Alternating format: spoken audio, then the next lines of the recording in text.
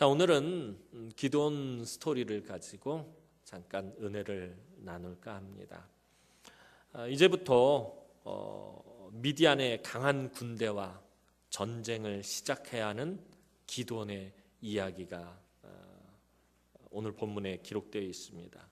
그런데 이 전쟁을 시작해야 하는 기드온에 대해서 성경은 독특하게 시작을 합니다. 그것은 기드온의 이름을 또 다른 이름을 불러가면서 말을 하고 있습니다. 여룻바알이라는 이름으로 오늘 본문을 시작하고 있습니다. 1절 말씀 보면 여룻바알이라 하는 기드온과 그를 따르는 모든 백성이 일찍 일어나 하롯셈 곁에 진을 쳤고 미디안의 진영은 그들의 북쪽이요 모레산 앞 골짜기에 있었더라라고 말합니다. 그냥 기드온이라고 하지 않고 여룻바알이라 하는 기드온이라고 특별하게 기드온에 대해서 표현을 하고 있어요. 그럼 사사기 기록자가 의도적으로 지금 여룻바알이라는 이름을 앞으로 끌어당기면서 이야기하고 있는 것입니다. 이 여룻바알이란 이름의 뜻이 무엇입니까? 바알이 그와 더불어 다투다라는 뜻. 바알이 이 기드온과 싸웠다라는 그런 뜻을 가지고 있습니다. 기드온이 이전 장에서 6장에서 바알의 단을 헐고 아세라 상을 도끼로 찍어버리고선 얻게 된 이름이 바로 이 여룻바알이란 이름이었습니다. 다시 말해서 이스라엘의 모든 고통의 원인을 제거하고 부르게 된 은혜의 이름이 바로 여룻바알이라는 것입니다. 지금 왜 이스라엘 백성들이 고난을 겪고 있고 어려움을 겪고 있습니까?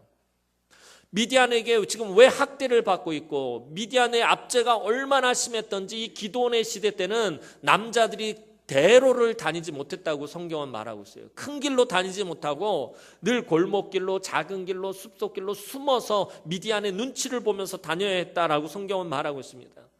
이 당시에 이스라엘의 모든 남자는 다 고개 숙인 남자들이었어요. 힘을 쓰지 못하고 다 무서워서 두려워서 꽁무니를 빼는 그런 자들이었습니다.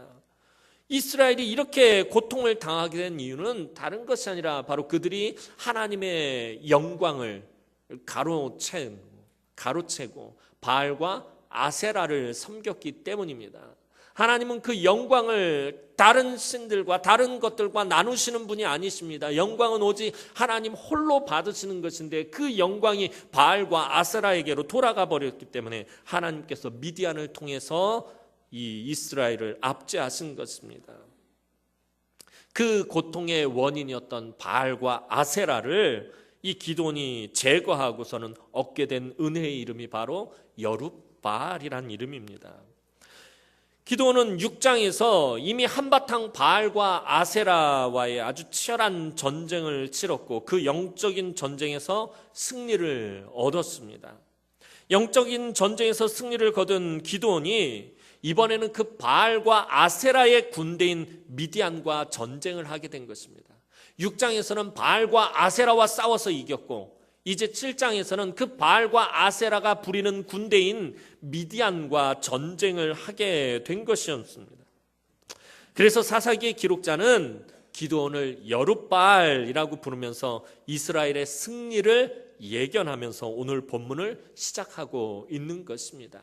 이 전쟁은 기드온이 이긴 전쟁이다. 이것을 암시하면서 오늘 본문을 시작하는 것입니다. 7장에서부터의 기드온은 6장에서 등장하던 아주 소심하고 잔뜩 겁을 집어먹은 기드온과는 전혀 다른 사람처럼 보여집니다.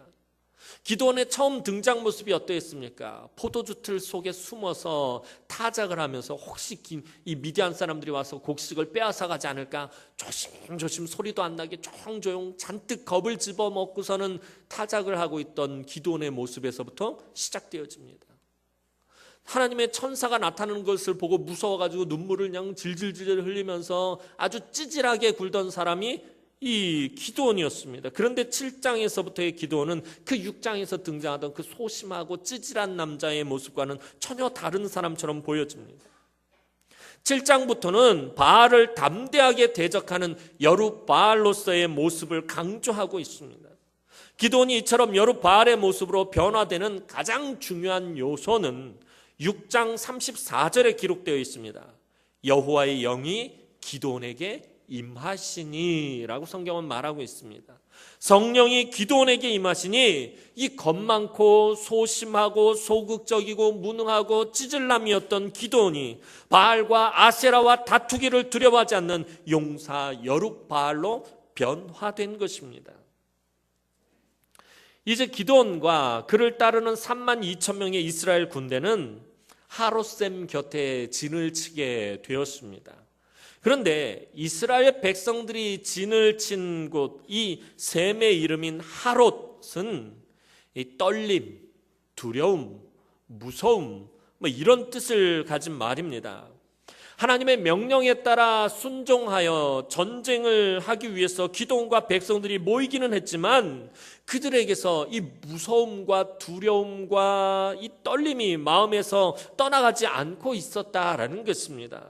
즉 지금 이스라엘 군대 가운데 두려워서 떨고 있는 자들이 대부분이었음을 의미하는 것입니다.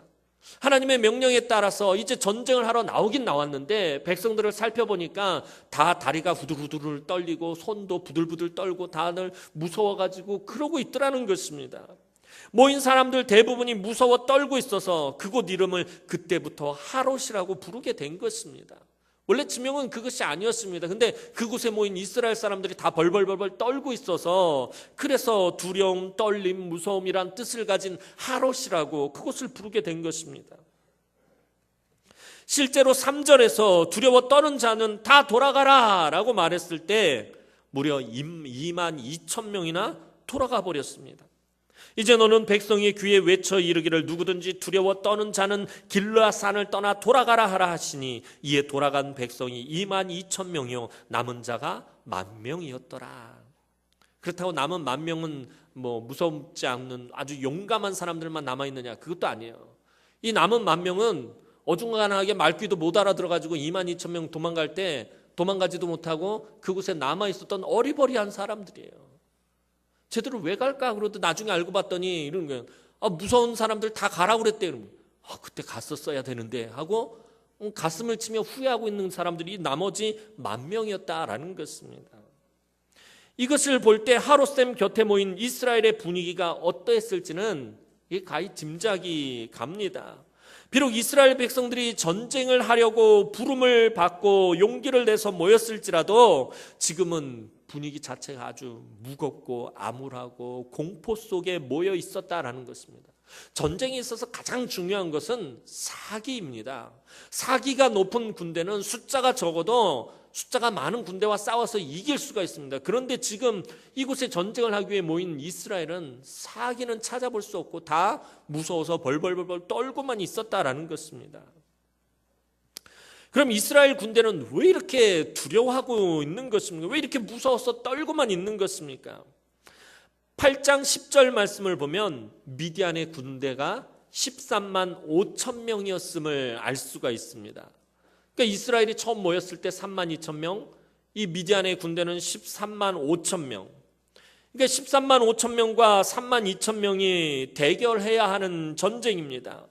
이스라엘이 대략적으로 4분의 1 정도 열세에 놓여 있었습니다. 이 미디안 군대의 4분의 1밖에 되지가 않았다라는 것입니다. 12절을 보면 정탐을 하러 갔던 기드온이 미디안의 군대를 보고 더욱 기가 죽어버립니다.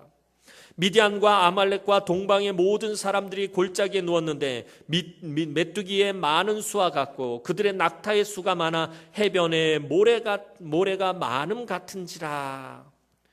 하나님의 명령으로 기드온이 자기 부하를 데리고 이 미디안을 정탐하러 가고서 내린 결론은 진짜 많다. 진짜 강한 애들이네.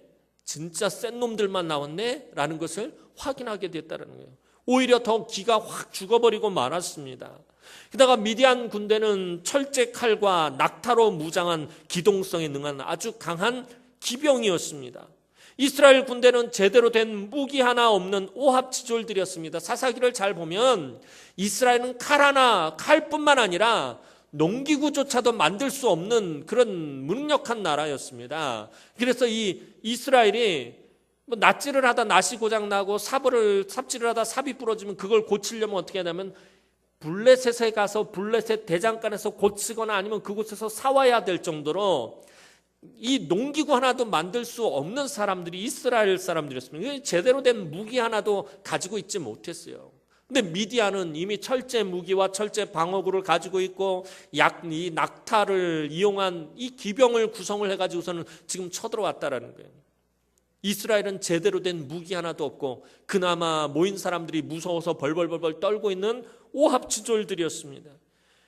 그러니 이게 무슨 전쟁이 됩니까? 이 이스라엘 군대가 이 미디안을 쳐다보니까 자기네들이 봐도 이건 전쟁이 되지 않는 거예요. 싸움이 안 되는 거예요. 게임이 안 되니까 무섭고 두려워서 떨고만 있는 것입니다. 그래서 그들이 모여 있는 곳을 오죽하면 하롯이라고 부르고 있는 것입니다. 그러나 사실 이스라엘은 그 어떤 대적들과 상대할지라도 두려워해서는 안 되는 사람들이었습니다. 왜냐하면 이미 하나님은 이렇게 수적인 열세에 놓여 있을 때 어찌해야 할지를 모세를 통해서 알려주셨기 때문입니다. 하나님께서 이스라엘 백성들이 가나안 땅에 들어가기도 전에 너희가 그 땅에 들어가서 이제 정착하고 살 때 분명히 주변의 이방 나라들이 너희를 공격해 올 것이다. 그런데 그때 그들이 너희보다 훨씬 더 숫자가 많을 것이다.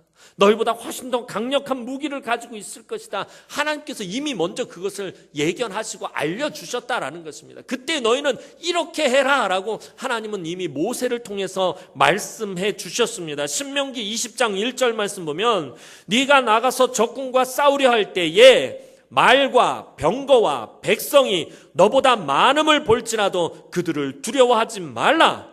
애굽 땅에서 너를 인도하여 내신 네 하나님 여호와께서 너와 함께 하시느니라.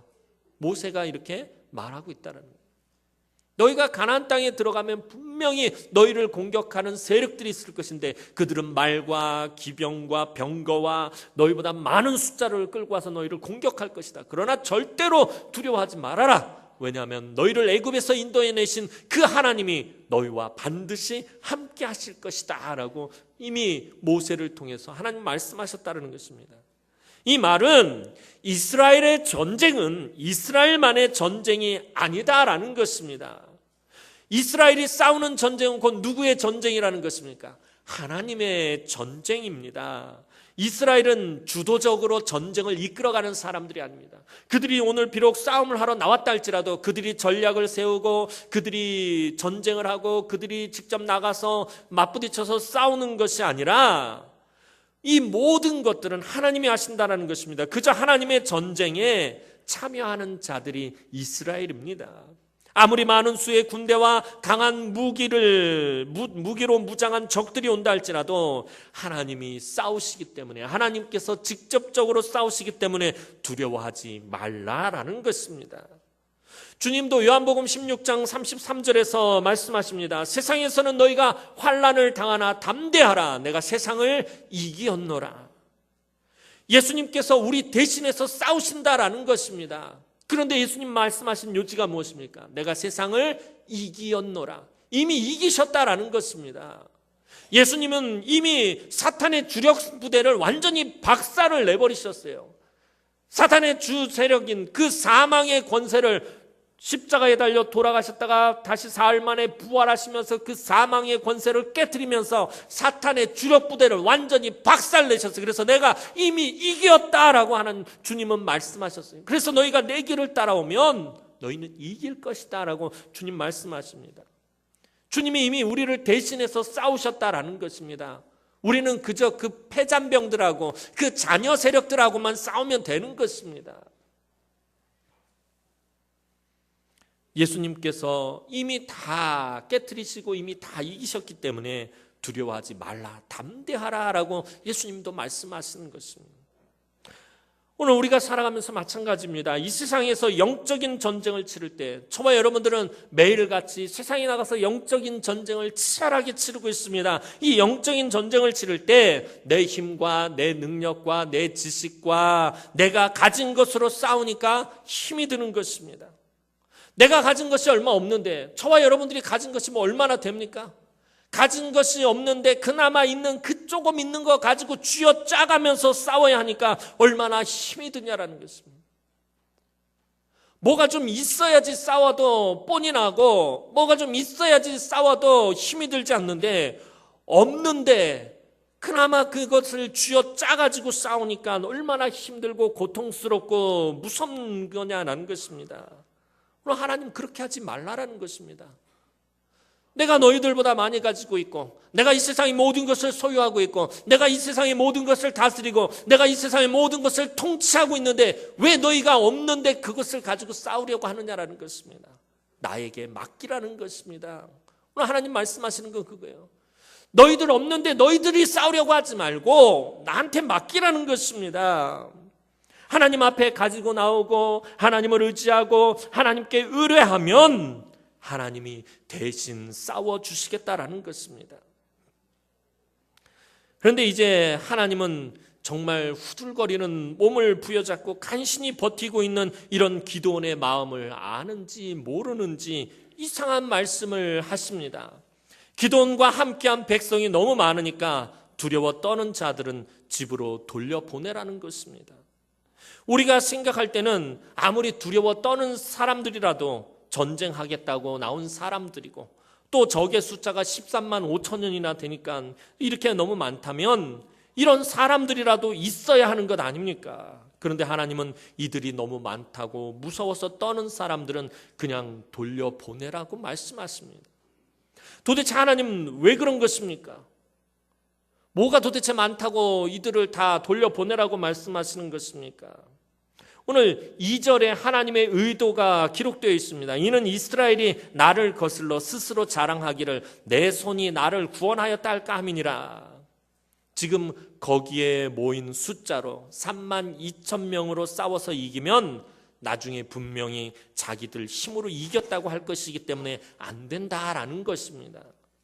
하지만 사실 현실적으로 보면 이 3만 2천 명도 많은 숫자는 아닙니다. 미디안 13만 5천 명과 비교해 보면 군대의 숫자가 턱없이 부족합니다. 무기도 부족하고 모든 면에서 다 부족하고 열세입니다. 그런데 하나님은 정반대로 말씀하십니다. 백성이 너무 많다. 뭐가 많다라는 것입니까? 기드온은 그래도 하나님의 말씀에 순종해서 두려워 떠는 자들을 돌려보냈습니다. 이것만 봐도 기드온이 굉장히 많이 변화된 것을 알 수 있어요. 6장의 기드온과는 전혀 다릅니다. 보내란다고 또 다 떠나보냈습니다. 눈앞에서 2만 2천 명이 썰물 빠져나가듯이 떠나가는 모습을 보는 기드온의 마음이 어떠했겠습니까? 사실 기드온이라고 지금 담대한 건 아니에요. 기드온도 6장에서 하나님의 능력을 체험하고 영적인 싸움에서 이겼지만 지금 현실 가운데서 어떻게 해서든지 믿음으로 이겨보려고 발버둥치고 몸부림치고 지금 치열하게 영적인 싸움을 가장 아마 치열하게 싸우는 사람이 지금 기드온일 것입니다. 기드온이라고 해서 이게 쉬운 것이 아닙니다. 눈앞에서 2만 2천 명, 3만 2천 명 중에서 2만 2천 명, 아니 떠나가란다고 떠나가는 저 자식들은 뭐야 도대체, 속으로 아마 욕을 했을 것입니다. 나도 무서워 죽겠는데, 나도 저 2만 2천 명에 껴서 집으로 돌아갔으면 좋겠는데, 아마 기드온 마음도 그러했을 것입니다. 정말 당혹스러운 기드온의 마음을 아무도 모를 것입니다. 그런데 두려워서 떠는 자들을 돌려보내는 것은 원래 하나님의 전쟁에서 하나님께서 정하신 원칙이었다라는 것입니다. 이게 골치 아픈 거예요. 두려워서 떠는 자들은 집으로 가라. 오늘 하나님 말씀하신 게 이게 기드온을 괴롭히기 위해서 그러신 것이 아니라 괜히 하나님께서 할 일 없어서 하신 말씀이 아니라 이게 하나님 전쟁에서의 하나님 정하신 원칙이었다라는 것입니다. 지금 없는 것을 억지로 시키시는 것이 아닙니다. 신명기 20장 8절 말씀 보면 책임자들은 또 백성에게 말하여 이르기를 두려워서 마음이 허약한 자가 있느냐 그는 집으로 돌아갈지니 그의 형제들의 마음도 그의 마음과 같이 낙심될까 하노라. 하나님께서 이미 신명기 20장에서 말씀해 놓으신 것이에요. 전쟁을 할 때 두려워 떠는 자들은 불필요하다는 거예요. 하나님의 전쟁에서 두려운 자는 필요 없다라는 것입니다. 두려워하는 자들은 다 집으로 돌려보내라는 것입니다. 오히려 다른 사람의 사기만 더 떨어뜨릴 뿐입니다. 그나마 믿음 붙잡고 싸우려고 하는 사람들 그 믿음마저도 떨어뜨리고 의심하게 만드니까 다 돌려보내라는 것입니다. 그럼 하나님은 턱없이 모자라 보이는 이스라엘의 군대를 보고 너무 많다고 하신 이유가 도대체 무엇입니까? 그것은 우리에게 숫자가 적다고 해서 하나님이 사용하시지 못하는 것이 아니기 때문입니다. 숫자가 적다고 하나님이 사용하시지 않는 것이 아니다라는 것입니다. 니들 이거밖에 안 모였어? 난 니들하고 전쟁 안 할래. 니들 조금밖에 안 모였네? 니들하고 난 싸움 안 할래. 니들하고 같이 이 전쟁을 하지 않을래라고 하나님 말씀하시지 않는다라는 것입니다. 우리에게나 적은 것이지 하나님에게는 적은 것이 아닙니다. 오히려 너무 많으면 하나님이 사용하실 수 없습니다.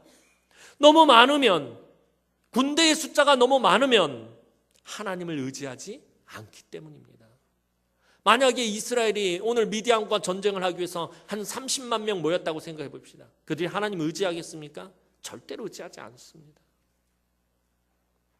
저기 13만 5천 명인데 우리 30만 명이나 되는데 뭐가 두려울 게 있고 뭐가 무서워서 두려워서 떠는 사람들은 없을 것입니다. 숫자로 이미 압도하고 있기 때문에. 너무 많으면 오히려 하나님을 의지하지 않는다라는 것입니다. 숫자가 많아야, 물질이 많아야, 능력이 많아야, 가진 것이 많아야 하나님의 일을 할 수 있다라는 생각을 버리시기 바랍니다. 지난주에 성교헌신 예배를 드리면서 박용규 목사님 말씀하신 것처럼 물질이 많아야 선교할 수 있다라고는 생각하지 마시기 바랍니다. 하나님의 일은 물질에 있지도 않고 숫자에 있지도 않고 가진 것에 있지 않다라는 것입니다. 하나님의 일은 오직 하나님의 능력에 있을 뿐입니다. 하나님은 오히려 적은 수로 많은 수를 부끄럽게 하시고 물리치시는 전능하신 주권자이시기 때문입니다. 전쟁은 하나님께 속한 것입니다. 성경은 분명히 말합니다. 전쟁은 하나님께 속했다. 다윗이 말한 그 믿음의 고백이 무엇입니까? 전쟁은 하나님께 속한 것이다. 너는 칼과 단창으로 내게 나오지만 골리앗을 향해서 크게 외칩니다. 나는 만군의 여호와의 이름으로 내게 나아가노라. 모든 것이 다 하나님께 속한 하나님의 주권이기 때문입니다. 지금 금요 차례 때 사무엘서와 열왕기서를 지금 계속 강의하고 있는데 제가 끊임없이 강조하고 있는 것이 뭐예요? 제가 강조하는 게 아니라 성경이 강조하는 게 뭐예요? 하나님 주권입니다.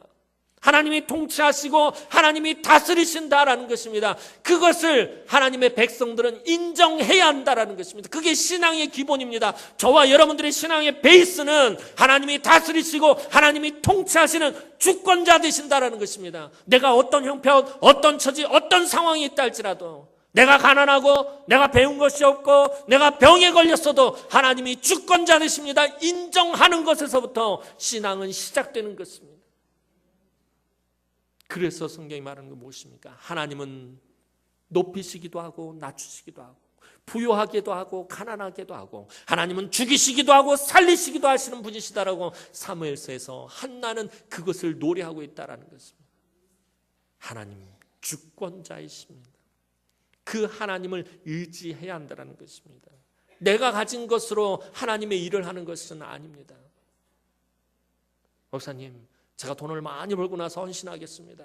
제가 좋은 직장을 들어간다면 헌신하겠습니다. 제가 건강이 나아지면 헌신하겠습니다. 목사님, 내가 형편이 더 좋아지면 헌신하겠습니다. 목사님, 내가 집을 사고 난 다음에 헌신하겠습니다. 아니라는 것입니다. 하나님 관점에서는 그게 아니다라는 것입니다. 물질이 많아야, 능력이 많아야, 배운 것이 많아야, 가진 것이 많아야, 건강해야 하나님의 일을 할 수 있다는 생각을 버리시기 바랍니다. 많은 수의 무리가 한꺼번에 기드온의 눈앞에서 쫙 빠져나갔습니다. 그것을 지켜보고 있던 기드온 앞에는 이제 1만 명만 남게 되었습니다. 참 마음이 참 심란했을 것입니다. 그런데 이 1만 명은 사실 이스라엘이 싸울 수 있는 최소한의 마지노선이다라는 것입니다. 이 1만 명이요. 굉장히 중요한 숫자예요. 사실 이 1만 명은. 왜냐하면 이 기드온 앞선 세대의 사사가 누구입니까? 드보라예요. 드보라 시대 때는 가나안 왕 야빈의 군대 장관이었던 시스라의 철병거들로 인해서 이스라엘이 압제를 당했어요. 이스라엘이 학대를 당했다라고 성경은 말하고 있어요. 아주 심하게 학대를 당했던 그 시스라의 철병거들과 싸워서 이겼던 이 드보라와 바락의 군대가 딱 1만 명이었습니다. 그 1만 명을 가지고 당시에 팔레스타인을 공포의 도가니로 몰아넣었던 시스라의 철병거, 지금으로 치자면 탱크예요, 탱크. 시스라의 탱크 부대를 이 1만 명으로 무찔렀습니다. 다시 말해서 드보라 사사를 생각한다면 지금 기도원 눈앞에 남아있는 이 1만 명은 아직은 일말의 희망이 남아있는 숫자다라는 것입니다. 왜? 전 세대의 사사였던 드보라가 그 10,000명의 숫자를 가지고 당시 시스라의 무적의 탱크 부대를 박살내버렸기 때문에, 그래, 10,000명, 이건 내가 싸울 수 있는 최소한의 마지막 마지노선이다라고 생각할 수 있다라는 것입니다. 그런데 여기서 하나님은 청천벽력 같은 말씀을 하십니다. 4절에 보면 여호와께서 또 기드온에게 이르시되 백성이 아직도 많으니 그들을 인도하여 물가로 내려가라. 거기서 내가 너를 위하여 그들을 시험하리라. 백성이 아직도 많다. 도대체 뭐가 많다는 거예요? 여러분들이 기드온의 입장이라고 한번 생각해 보시기 바랍니다. 이 마지막 마지노선 1만 명, 그래 1만 명이면 그래 나도 드보라처럼 그래 싸워서 이길 수 있을 거야 라는 그런 마음을 가지고 있는데 하나님 하시는 말씀이 아직도 많다. 이 1만 명도 많으시다라는 것입니다. 기드온 눈에서 진짜 눈물이 왈칵 날 지경입니다. 이게 말이나 되는 거냐는 거예요. 도대체 어쩌라는 것입니까? 어렵게 마음을 붙잡고 전쟁하러 나온 기드온에게 하나님은 계속해서 끊임없이 이해할 수 없는 말씀만 하십니다. 하나님은 나머지 군대를 이끌고 물가로 내려가서 시험하시겠다라고 합니다. 여기서 이 시험하다라는 말은 채로 가려내다라는 의미입니다. 무슨 말이냐면 예전에 시골에서 할머니들이 밥을 짓기 전에 어떻게 합니까? 쌀을 이 뒤주에서 이렇게 바가지로 퍼가지고선 키에다 올려놓고서는, 키 아세요? 키? 나도 아는 키를 여러분들이 모를 리는 없고, 그러다 이렇게 담아가지고 하시는 게 뭐예요? 그러면 이게 쌀이 오르락내리락 하면서 겨는 날아가고 돌은 튕겨나가고, 아시죠? 예. 그 키질을 하다라는 것이 이 시험하다라는 말과 같은 말이에요. 가려내다, 체질을 해서, 키질을 해서 알곡과 가라지를 가려내다라는 거예요. 지금 하나님께서 마지막 남은 1만 명을 가지고 지금 그 1만 명을 하나님의 키 위에다 올려놓고서는 이 키질을 해서 가려내시겠다라는 것입니다. 하나님은 물가에서 물을 먹는 모습으로 지금 가려내시겠다라고 말씀하십니다. 물가에서 무릎을 꿇고 엎드려서 물을 먹는 자와 손으로 물을 쥐고 핥아먹는 자들을 가려내시겠다라는 거예요. 어떤 성경학자는 엎드려서 물을 먹는 사람은 이미 바알과 아세라에게 무릎을 꿇었던 경험이 있는 사람들이고, 손으로 물을 쥐고 핥아먹는 사람은 주변을 경계하며 먹었기 때문에 이 사람들이 오히려 더 전쟁에 적합한 사람들이기 때문에 이들을 남겨뒀다라고 말을 합니다. 그런데 성경에서 하나님께서 어떤 의도로 어떤 기준으로 이런 명령을 주셨는지 기록되어 있지는 않습니다. 한 가지 분명한 것은 기드온이 자기 마음대로 군사를 뽑을 수 없었다라는 것입니다. 내가 하는 전쟁이니까 내 마음대로 군사를 뽑겠다는 게 아니라 자기 마음대로 군사조차도 뽑을 수 없었다라는 것입니다. 이유는 몰라도 하나님이 세운 기준으로만 군사를 뽑아서 전쟁을 해야 했다라는 것입니다.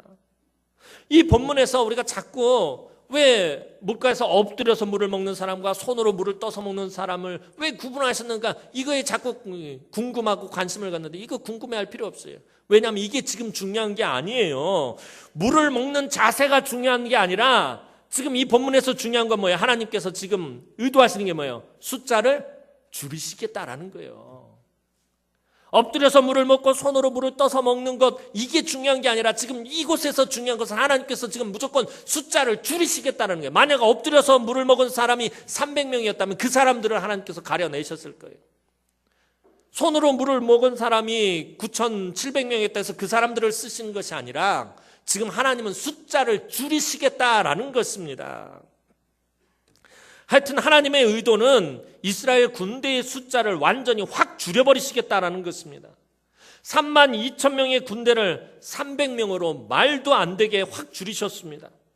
퍼센테이지로 따지면은 32,000명을 300명으로 줄이면 99%를 줄이시고 1%만 남기신 게 됩니다. 1%밖에 안 남기셨다는 거예요. 근데 더 어처구니가 없는 것은 이건 이스라엘 군대 안에서의 비교고 미디안 군대하고 비교하면은 13만 5천 대 3만 2천이었을 때는 4분의 1 정도 되니까 25% 정도 됐어요. 근데 그 3만 2천 명이 300명으로 줄었어요. 그러면 미디안 군대와 비교한 퍼센테이지면 어떻게 되는 거예요? 0.1%가 안 된다라는 거예요. 지금 이스라엘 군대가 0.1%도 안 되는 군대를 가지고 지금 미디안과 전쟁을 해야 돼요. 말도 안 되는 것입니다. 이거는 두려워하는 자들을 돌려보낸 것은 어찌어찌 이해할 수 있겠어. 처음에 무서워서 두려워서 떠는데 그래 사기에 전혀 도움이 안 되니까 돌려보내자. 이건 어찌어찌 이해할 수 있습니다. 그나마 싸울 만한 사람들을 돌려보낸 것은 도대체 뭔 일입니까 이게? 이런 불경한 표현을 써서 죄송합니다만 기드온의 심정을 이해하자면 하나님 심보가 너무 고약하다라는 거예요. 아니 이렇게 세상에 심보가 고약한 분이 어디 있어요? 싸우겠다고 나왔는데 다 돌려보내면 기드온 도대체 어떻게 하자는 거예요? 오늘 저와 여러분들도 마찬가지로 이런 상황 많잖아요. 아니 조금 더 가지고 좀 더 능력 있고 좀 더 힘을 가지고 싸우는 게 뭐가 나쁘다고 하나님이 자꾸 내 삶에서 있는 것도 가져가고 물질도 빼앗아가고 건강도 빼앗아가고 이것저것 다 가져가시면 이렇게 심보가 고약한 분이 세상에 어디 있어요? 난 도대체 어떻게 싸우라고? 건강을 주시든지 물질을 주시든지 뭘 줘야지 싸울 거 아니에요. 아까 말씀드린 것처럼 없는 거 쥐어짜서 싸워야 되는데 힘들고 두렵고 무섭고 삶이 고단한 거 아닙니까? 세상에 이렇게 심보가 고약한, 내가 심보가 더러운 분이라고 말할 뻔했어요. 아유 큰일 날 뻔했네. 심보가 이렇게 고약한 분이 세상에 어디 있냐는 거예요. 도대체 왜 이러시냐는 거예요. 왜 이러시는 거예요 하나님. 무슨 억한 심정으로 이렇게 우리를 괴롭히시는 것입니까? 왜 이렇게 기드온을 괴롭히시는 거예요? 아니 불렀으면은 기드온한테 힘을 주고 능력을 주고 심지어는 하늘의 천군 천사를 보여주면서까지 이제 힘을 내서 용기를 내서 싸워라 해도 그래도 시원찮을 판에 너무 많다 돌려보내라. 그래도 많다 돌려보내라. 어쩌자는 것입니까? 인간적으로 보면 300명으로 13만 5천 명 어떻게 이깁니까? 300명을 가지고 뭘 할 수 있겠습니까? 그러나 이것이 이번 전쟁에 대한 하나님의 전쟁 계획이라는 것입니다. 7절 말씀 보면 여호와께서 기드온에게 이르시되 내가 이 물을 핥아먹은 300명으로 너희를 구원하며 미디안을 내 손에 넘겨주리니 남은 백성은 각각 자기의 처소로 돌아갈 것이니라. 엄청나게 강하고 수많은 미디안의 군대를 격파하는데 필요한 군대는 몇 명이면 족하다라는 거예요. 하나님에게 300명이면 충분하다라는 거예요. 아마 하나님은 이것도 많다라고 말씀하시려고 그랬는데 그것마저 말하면 아마 기드온이 쓰러져 버렸을 거예요. 기드온이 뒷목 잡고 아마 그 자리에서 거품 물고 쓰러져서 그냥 심장마비로 죽어버릴 수도 있어요. 그래서 하나님이 여기서 멈추신 거예요.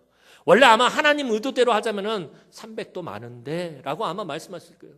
뭘 보면 알 수 있어요? 나중에 보면 사사 삼손을 혼자 싸워요. 삼손이 이스라엘 군대와 싸운 게 아니라 심지어 이스라엘이 삼손을 잡으러 올 정도로 그렇게 되면 삼손을 혼자서 싸운다라는 거예요. 하나님은 지금 기드온에게도 이 300도 많다라고 말씀하고 싶었겠지만 그러면 기드온이 도망가 버릴 게 뻔하니까 여기서 멈추신 것이에요.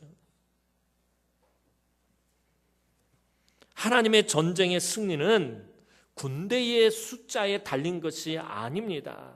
오늘 하나님 뭐라고 말씀하십니까? 이 싸움 분명히 내가 넘겨주겠다라고 말씀하십니다. 네가 싸워서 이기겠다가 아니라 내가 넘겨주겠다라고 하나님 말씀이에요. 이 말씀은 무슨 말씀이에요? 내가 싸우겠다라는 거예요. 내가 싸우겠다라는 것입니다. 이 전쟁을 하나님이 주권적으로 하시겠다고 약속하시며 이 승리를 보장하시는 것입니다. 그냥 숫자만 줄이신 것이 아니라 하나님 숫자를 줄이신 다음에 내가 싸울 것이니까 걱정하지 마라. 내가 싸울 것이다. 넌 이길 것이다 라고 하나님 말씀하시는 것입니다. 하나님 여기서만 이 말씀을 하신 것이 아니라 이미 6장에서도 하나님은 이 기드온에게 승리를 약속하셨습니다. 6장 16절 말씀 보면 여호와께서 그에게 이르시되 내가 반드시 너와 함께하리니 네가 미디안 사람 치기를 한 사람 치듯 하리라 라고 하나님 이미 약속하셨다라는 것입니다. 하나님은 승리를 약속하시고 이스라엘의 군대를 확 줄여버리신 거예요. 왜 그러신 것입니까? 이 전쟁은 오직 하나님의 능력으로, 하나님의 기적으로만 이길 수 있는 전쟁이다라는 것을 말씀하고 싶으신 것이에요. 니들의 힘으로 싸우는 것이 아니에요. 너희가 가지고 있는 능력으로 싸우는 것도 아니고, 너희가 가지고 있는 지식으로 싸우는 것도 아니고, 너희가 가지고 있는 군사력으로 싸우는 것이 아니라, 이 전쟁은 오직 나의 능력과 나의 기적으로만 싸워서 이길 수 있는 전쟁이다라는 것을 지금 하나님은 숫자를 줄이면서 말씀하고 계시는 것입니다. 그냥 무책임하게만 숫자를 줄이시는 것이 아니에요. 오늘 하나님께서 저와 여러분들에게서 때로는 물질을 거두어 가시고, 때로는 건강을 거두어 가시고, 때로는 명예를 거두어 가시고, 때로는 내 삶에 있는 가장 중요한 그것을 거두어 가실 때는 그것으로 네가 싸워서 이기는 것이 아니라 내 능력과 나의 기적으로 네가 싸워서 이기는 것이다라고 말씀하고 계시는 것입니다. 사랑하는 성도 여러분, 오늘도 하나님은 기도원에게 하신 말씀처럼 날마다 삶 속에서 치열하게 영적 전쟁을 치르는 저와 여러분들에게도 통일하게 말씀하십니다. 네가 치르는 이 영적 전쟁에서 네가 의지하고 있는 것들이 너무 많다. 다 내려놔라. 그래서 우리도 하나님 앞에서 한두 가지 정도 인간적인 요소들을 내려놓을 때가 있어요. 여기까지는 아까 앞서서 첫 번째 기도원에게 하신 말씀처럼 저와 여러분들도 순종합니다. 그래도 하나님 의지해야지 하면서 우리의 삶에서 인간적인 요소들을 한두 가지 정도는 저와 여러분들도 내려놓을 때가 있어요. 그리고 우리는 우리가 믿음으로 하나님을 신뢰하고 의지했다라고 생각을 합니다. 그런데 이때 주님은 또 말씀하십니다. 아직도 네가 의지하는 것이 많다. 물질도 내려놓고, 지식도 내려놓고, 자존심도 내려놓고, 경험도 내려놓고, 자식도 내려놓고, 건강도 내려놓아라. 마지막에는 내가 절대로 내려놓을 수 없는 것까지도 내려놓으라고 말씀하십니다. 하나님, 이건 내가 절대로 내려놓지 못합니다. 이것만은 하나님 내가 양보할 수 없어요. 하나님, 내가 이것만은 내려놓지 못합니다 하는 바로 그것까지도 하나님은 내려놓으라고 말씀하십니다. 여러분이 끝까지 하나님 앞에서 내려놓지 못하는 것이 무엇인지 한번 생각해 보시기 바랍니다. 어떤 사람은 물질을 내려놓지 못해요. 어떤 사람은 건강을 내려놓지 못해요. 어떤 사람은 자식을 내려놓지 못해요. 하나님 앞에서 절대로 그것을 내려놓지 못하고 그것을 붙잡고 있는 거죠. 그것이 무엇인지 여러분들 한번 살펴보시기 바랍니다. 그것을 내려놓기 전까지 하나님은 절대로 여러분의 싸움에 참여하시지 않으실 것입니다. 궁극적으로 하나님께서 우리에게 요구하시는 것은 왜 우리 삶에 이런 것들을 내려놓으라고 하는 거예요? 왜 이런 것들을 하나님 빼앗아 가시는 것입니까? 이런 것 가지고 싸우는 게 더 좋잖아요. 이런 것 가지고 싸우고 이런 것 가지고 이 세상에서 살아가는 것이 더 좋잖아요. 근데 왜 이것을 거둬 가시는 것입니까? 궁극적으로 하나님께서 우리에게 요구하시는 것은 바로 믿음이기 때문입니다.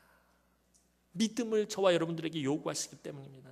사실 오늘 우리의 문제는 하나님 말고 우리가 의지할 것이 너무 많다라는 것입니다. 솔직해지시기 바랍니다. 여러분들 하나님 말고 의지하고 싶은 것, 의지하는 것 더 많잖아요. 믿는 구석이 있잖아요. 하나님 말고 솔직하게 얘기해보세요. 장롱 속에 숨겨둔 통장들 있잖아요. 어디다 숨겨놓은 땅도 있잖아요. 이건 배부른 사람들 하는 얘기고. 어쨌든 하나님 말고 여러분들이 의지하는 뭔가가 있다라는 것입니다. 하나님 말고 우리가 의지할 것이 너무 많다라는 것이 문제입니다. 솔직히 힘들고 어렵던 시절이 먹고 살기가 힘들어서 그렇지 신앙생활 하기는 그때가 더 유리했습니다. 왜냐하면 하나님밖에 붙잡을 것이 없기 때문에. 오늘 당장 저녁에 먹을 것이 없어서 먹을 거 걱정해야 했던 그 시절에는, 우리 어르신들 보릿고개 지나가던 그 시절에는 먹고 사는 것이 힘들었지만 하나님만 의지할 수밖에 없었어요. 다른 걸 붙잡을 게 없으니까. 물질을 붙잡을 게 있어요. 뭘 붙잡을 게 있어요. 가진 것이 없으니까 붙잡을 거라고는 하나님밖에 없었으니까 하나님만 붙잡았다라는 것입니다. 그런데 이제 삶이 넉넉해지니까 하나님을 의지하지 않고 다른 것을 의지하기 시작합니다. 하나님 말고도 의지할 것이 많아서 하나님을 차선으로 자꾸 미룬다라는 것입니다. 하나님을 삶의 최우선순위에 두는 것이 아니라 자꾸 내 삶에서 차선으로 밀어버린다는 거예요. 1순위에서 2순위에서 3순위로 밀어버린다는 것입니다. 무슨 마지막 히든카드인 양 맨 마지막에 찾아가는 것이 하나님이 되어버렸다는 것입니다. 하지만 하나님은 다 내려놓고 하나님만 바라보고 의지하기를 원하십니다. 때로는 내가 이해할 수 없는 일이라 할지라도 순종해야 합니다. 100% 내 생각이 맞고 아무리 이렇게 생각해보고 저렇게 생각해봐도 내 생각이 맞고 내 판단이 맞고 내 경험이 틀리지 않고 타당하다 할지라도 이해할 수 없는 단 1% 하나님의 말씀에 순종하시기 바랍니다. 그것이 우리가 싸우는 영적 전쟁을 하나님의 전쟁으로 바꾸는 길이기 때문입니다. 하나님이 맡으시면 아무리 힘들고 어려운 문제라도, 아무리 고통스러운 상처라도, 아무리 마음 아픈 일이라도, 끝이 보이지 않는 터널과 같은 일이라도 만군의 여호와 하나님께서 싸우시면 반드시 승리하게 되는 줄로 믿으시기 바랍니다. 여러분이 지금 힘들게 싸우고 있는 전쟁을 하나님께서 승리하기 위해 여러분에게 기도원과 똑같은 명령을 내리실 때도 있을 것입니다. 그때에 오직 하나님만을 신뢰하시기 바랍니다. 오늘도 여러분의 모든 문제를 하나님의 문제로 내어드리시고 오직 믿음으로 하나님 앞에 서시기 바랍니다. 하나님은 아주 오래전에 약속의 말씀을 분명히 주셨습니다. 하박국 2장 4절 말씀, 의인은 그의 믿음으로 말미암아 살리라. 우리가 어떤 형편, 어떤 처지, 어떤 상황에 놓여 있다 할지라도 믿음을 온전히 지키면, 저와 여러분들이 그 믿음을 온전히 지키고 그 믿음을 온전히 붙잡으면 바로 그 믿음으로 살아나고 그 믿음으로 회복되고 그 믿음으로 복을 받고 그 믿음으로 은혜를 받고 그 믿음으로 능력을 받고 그 믿음으로 부응하게 될 것입니다. 오직 믿음으로 승리하는 사랑하는 주의 귀한 우리 남흥의 성도들이 되기를 주님의 이름으로 축원합니다. 기도드리겠습니다. 사랑과 은혜가 많으신 아버지 하나님, 은혜와 사랑을 진심으로 감사를 드립니다. 오늘도 삶 가운데서 여러 가지 힘들고 어려운 여러 가지 문제를 들고 치열하게 하나님 영적인 전쟁을 벌이다 아버지의 집을 찾은 사랑하는 주의 귀한 성도들을 하나님 이 시간에 불쌍히 여기시고 저들이 믿음으로 말미암아 살아나게 하시고 믿음으로 아버지 하나님 복을 받게 하시고 믿음으로 승리하게 하여 주옵소서. 오직 하나님만을 의지하고 하나님만을 신뢰하고 아버지 하나님만을 붙잡을 때 이 모든 것이 하나님의 전쟁이 되어서 하나님의 능력으로 하나님의 기적으로 승리하는 우리 남흥의 권속들이 되게 하여 주옵소서. 감사를 드렸고 예수님의 이름으로 기도드리옵나이다. 아멘.